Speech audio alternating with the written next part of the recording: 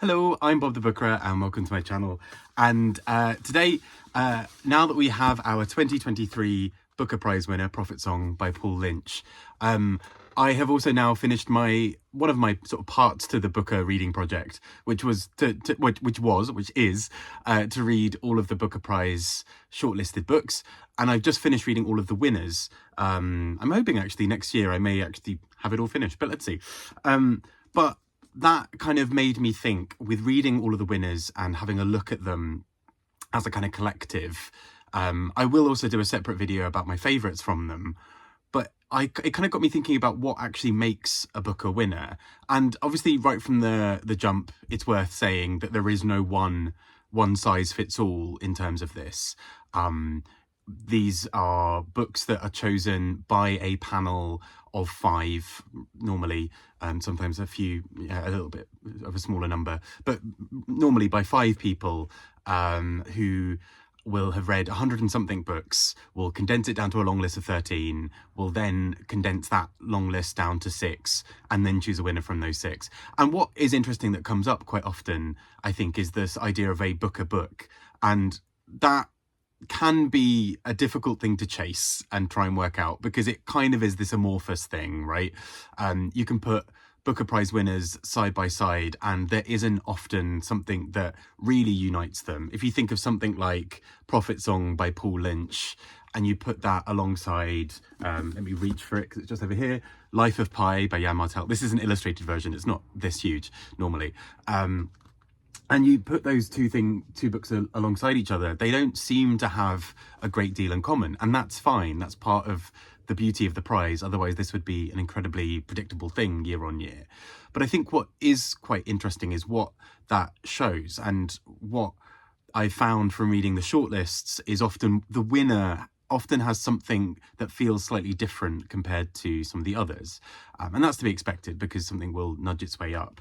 And with a few exceptions, there are some things that seem to be quite common to all of those books. So I wanted to sort of talk a little bit about that here. Feel free to also throw in your own ideas. This is by no means definitive, but just sort of something I've observed as I've gone. So first up, the thing that I think is worth noting is that often these books have something to say that is very much of that moment and that feels like it is both a story in and of itself and also speaking to the wider political, socio-political, historical moment. And that again sounds fairly obvious that, you know, a book prize will normally go for a book that says something a bit about that year. But it's noticeable where that has and hasn't happened. So if we think about something like Patricia Lockwood's No One Is Talking About This, that is a book that's very of the moment, but equally is almost too much of that moment, and maybe as a result might not seem to have this universality to it. So I think something in that is a book that essentially does this odd straddling sort of balancing act of being both speaking of the moment, but also having some kind of resonance for wider conversations. So that all sounds like a jumble. I'll get somewhere with this, I promise. What that makes me think of is, for example, something like Prophet Song by Paul Lynch speaks in many ways, you know, however you think about the book itself. I had some issues with it, but overall, I see why it won, in the sense that it is a book that is doing something, talking about a political moment, in this case, a sort of, you know, an imagined apocalyptic future, but based very much in an historical reality of sort of using the Troubles in Ireland as a sort of, as a springboard, basically, to talk about wider issues around fascism, authoritarianism, the refugee crisis, and various other things. So I think it's a book that deals with the current political situation in the sense of we're in some dark times, but it also reflects back on wider historical times. It also engages with something more broadly. This book isn't so rooted in Ireland that it's only applicable to Ireland. It has a sort of universality beyond that I think is quite special. In the same way that, and this is where I try and juggle some books, so please do forgive me for a second, in a way that, for example, Heat and Dust by Ruth Praver Jabvala is a book that is about the Indian Empire, more ostensibly sort of about the Indian Empire, about family ties and various other things. But it has those wider ramifications. It is not a book that is only readable for people who have a knowledge of India or the Empire, the British Empire. It is a book that engages with the British Empire and then reflects back wider questions. Equally, I will say a lot of the 70s and 80s in terms of the Booker Prize were very empire heavy, both the shortlists and the winners, which was occasionally tiring, but it is really indicative of what was current of that moment, right? That we were seeing, many countries gaining liberation from the British Empire in the 60s and 70s. Naturally, that's going to start showing up in fiction soon after. That's where writers like V.S. Naipaul offer a really interesting insight into that from the perspective of the colonized. It's where you get J.G. Farrell writing a lot about being part of the party who is in there colonizing, and someone like Ruth Prava Jabvala looking back at the empire from a distance and what that might do to family relationships. So things like that often show up quite strongly, the sort of wider historical moments that are really grounded in a very specific time are used as a wider metaphor to talk about something that is still current and still being considered. What I will throw into the mix on that is Hilary Mantel. Wolf Hall and Bring Up the Bodies are both historical fiction novels that deal strongly with a very, very specific timepiece and a very, very specific place and time, rather. But those are used as a way of expanding out into wider conversations about court politics or about the use and abuse of power, for example. And so there's something bigger going on there.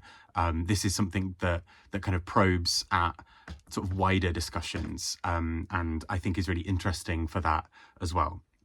So that's kind of the first main observation, which is a bit of a garbled one, but essentially it is, using history and the moment to talk in a wider, more universal way. Secondly, within that, it's worth noting that this universality applies in other ways. Often the books that seem to win have much more of a human story going on at the heart of it. And I say this almost in contrast to the more experimental pieces. And in some ways, this is 2 points rolled into one, but bear with me. Books that are generally a lot more formally experimental don't tend to win the Booker, but will often be longlisted or shortlisted. So I'm thinking, for example, of books like Satin Island, which is a kind of slightly bizarre book that I don't think I ever fully really understood. We're talking about books in some ways like No One Is Talking About This by Patricia Lockwood that really engages with something so specific. And it isn't experimental necessarily in a formal way, in kind of the style in that respect too heavily, but is in there in some ways. You got authors like Nicola Barker, who appears a few times in shortlists and long lists, who's quite experimental and plays with form in quite considerable ways. But often the books that are shortlisted or longlisted from that don't tend to win, and with some exceptions, but those books generally tend to be part of this patchwork of saying this is what is happening in fiction right now, but these books are not, they're not unanimously decided on by the judges. And I think that ties into my second point here, which is around the human nature of a story. So often we will see that where we've got two books that maybe do similar things, the one that has a slightly more universal message around a specific focus on a family or what have you may edge the others out. So I'm thinking of something like The Promise by Damon Galgut that has a really strong political message at its heart, but ultimately is telling a very human story. Shuggie Bain being a really good example of this as well. The Seven Moons of Mali Almeida, I think also plays with some of these ideas quite beautifully, of kind of taking a broader political situation, but really focusing it in on the human element of things. But we often see in those same long lists and short lists something a little bit more edgy, that may almost be... This is where sometimes I think the prize comes into something quite interesting, which is that the 5 judges have to agree on this book, or at the very least it has to be a 3-2 split. And for that to happen, the book needs to be in enough people's, top 2 perhaps, to really make it past the finish line.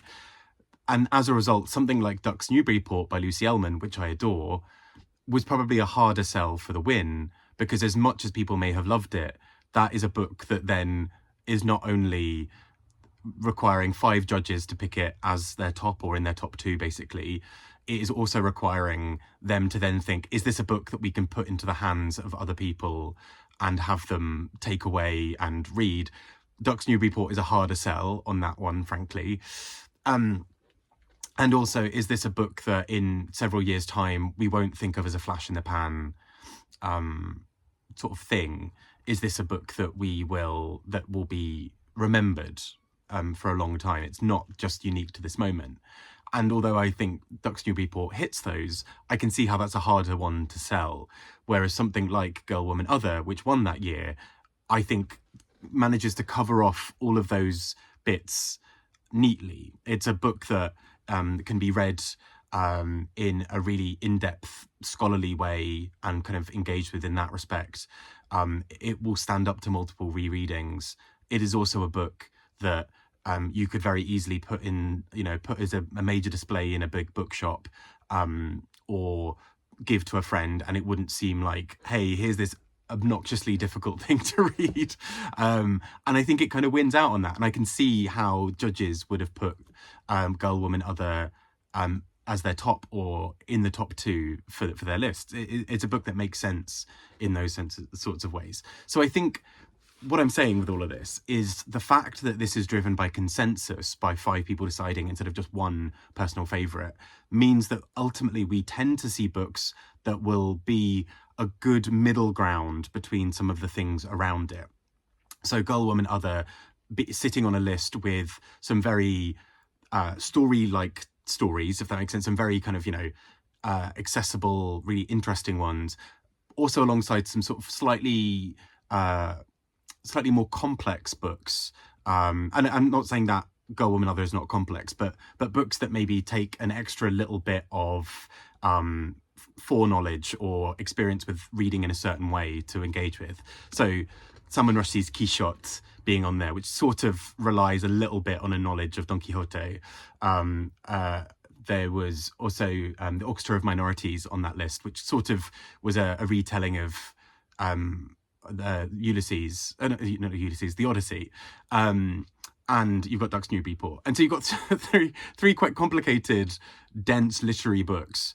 And actually Girl, Woman, Other makes sense as a really interesting middle ground there, of a book that has a real weight to it, I think, is a little bit sort of playful and experimental with the form on the page, but also is a really compulsively readable story. And I think as a result, it kind of edges out from all of those, if that makes sense.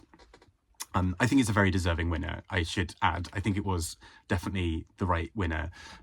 Maybe less said about the Testaments there, the better, but there we go.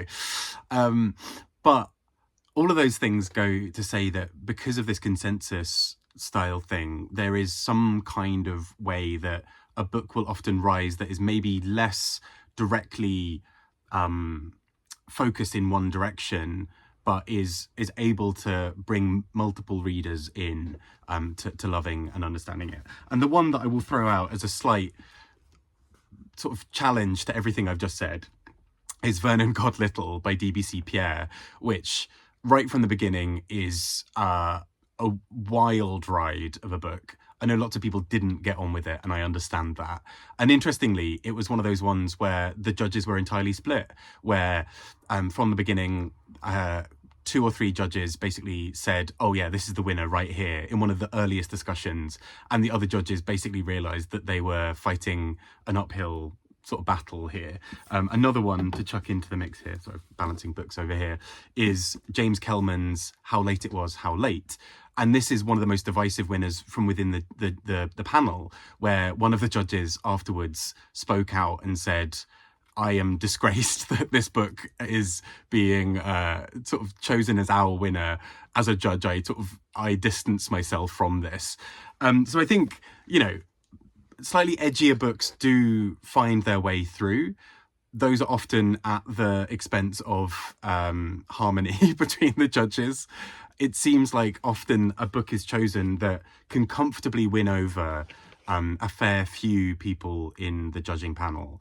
And that's not a bad thing at all, because that speaks to the book having, again, some kind of universality, that the cross-section of judges who are normally chosen from a few different countries and backgrounds and academic fields or work fields, if they can all agree on one book, that suggests that there's something at its heart that is very readable and will therefore land very well with a reading public. Again, this is where Prophet Song comes into play, again, as being maybe a slightly odd one out here. In many ways, The Bee Sting would have been a much more kind of not unionizing, what's the word? Kind of, it's a book that would have brought maybe a few more people together in terms of their agreement. But maybe, you know, I wasn't a fly on the wall in the judging discussions about this, so we shall see. But yeah, that's that part, I think, as well. Another thing that's sort of in some ways a coda to what I just said is also to think about the makeup of these books, where they've come from, what they tend to look like. Generally, it skews male. Generally, it skews towards bigger books, often books that are parts of trilogies or of longer series. Often, partly because of the nature of it being a UK-based prize, I think, it skews towards British authors in terms of its history. Obviously, US authors and people from non-Commonwealth countries have only been able to be part of the prize for around 10 years now. So, you know, that those numbers may shift somewhat. But it is interesting that, you know, because of the nature of the prize being really focused on, you know, it's held in the UK, the submissions are from UK based presses. The submissions are all to do with the UK release date. That has often meant that certain books fall through the gaps of certain things. So there's been there have been conversations in recent years about Australian authors being somewhat missing, and a big part of that has been actually the submission, the publication dates, because often Australian authors will go through different chains of sort of publishing routes for them to land in the UK, and often that means that the UK date is slightly off compared to everybody else, and so therefore they're often ineligible. It's a whole thing. But what that is kind of interesting to sort of see is when you stack them all side by side, often these books are dealing with issues that come back to the UK in some capacity. This has definitely changed in recent years. This definitely shifts, partly as well because I think there's been a really concerted effort for the judging panel to be from various countries as well. But, you know, we see in the early days, lots of books are by British authors. In the cases where they're not, they often deal with topics around empire. And so there's a direct link straight back to the UK and towards its history. And they often as well, I mean, I've sort of said this before, I think they skew male in a way that often sort of takes some really interesting books out of the running. So what I've noticed particularly, you know, and I say this also as a Beryl Bainbridge fan, the early prizes, especially Beryl Bainbridge was shortlisted a lot, and it became a sort of an ongoing joke that she was the bridesmaid, and that there was 1 year where they didn't longlist her, because to longlist her and then not shortlist her, or to shortlist her and then not give her the win, would be seen as a slap in the face. And so as a result, you have these really interesting, quiet character study books that are very perceptive and clever and thoughtful and thought-provoking. And often I find that those books lose out against the slightly bigger, more of an historical epic. So thinking back to what I was saying earlier, with a lot of these books being ones that deal with big political and historical issues and then sort of thread their way back to kind of a sort of a wider universal narrative, we see really interesting, I think, books by the likes of Muriel Spark, Beryl Bainbridge, particularly in the 60s, the 70s and 80s of the prize, often overlooked in favour of these huge historical books that deal with a wider narrative. But I think actually, they're still good books, but I think it's sort of a noticeable thing for me that keeps on coming up. And I think a big part of that is that, these big historical narratives are an easier sell for the moment. It's a lot easier to say, for example, this big historical book that really deals with the after effects of war, or really deals with empire, or the slave trade, or what have you. All of these things, it's a lot easier to almost give a prize to, because these books seem so much bolder and bigger. But I think often the quiet work that's happening in sort of much more focused, sort of slimline books, often are the ones that I find linger in my brain a lot more.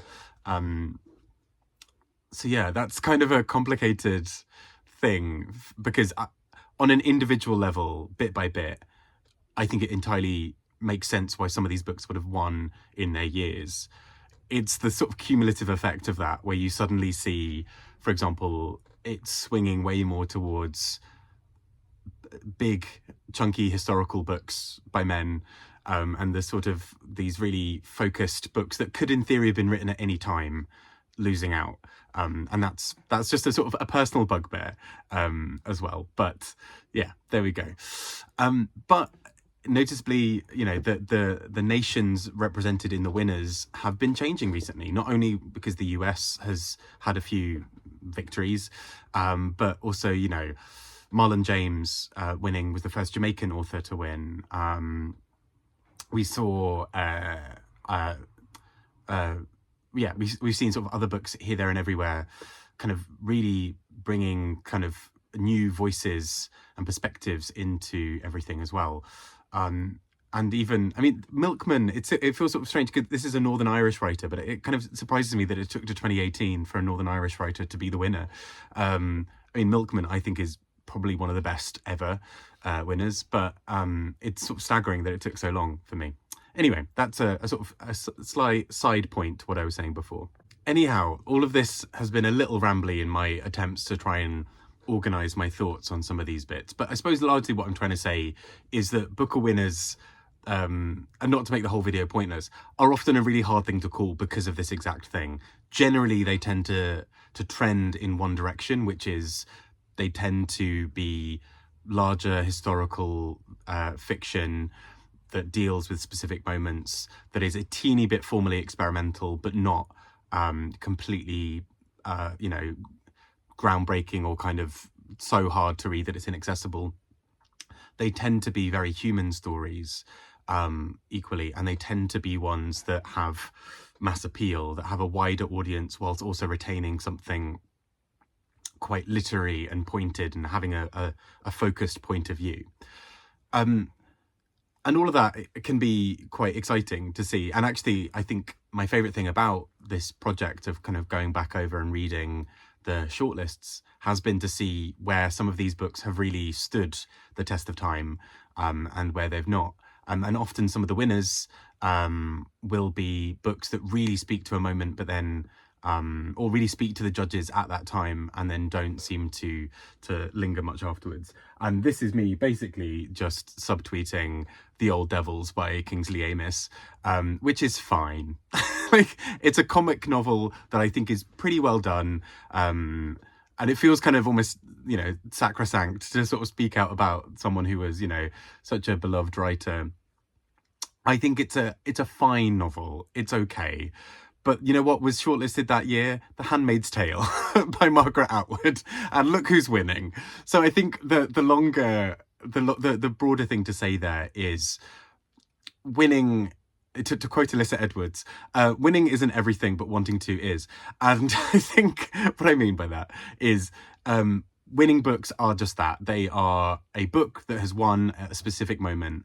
I think the real joy is to be found in enjoying that book, having a go at it, seeing how it takes you, reading the shortlists and the long lists, where there are often some really exciting gems, and then kind of spiraling off from there and kind of saying, you know what, I really loved reading The Gathering by Anne Enright. Let's go and read more by her.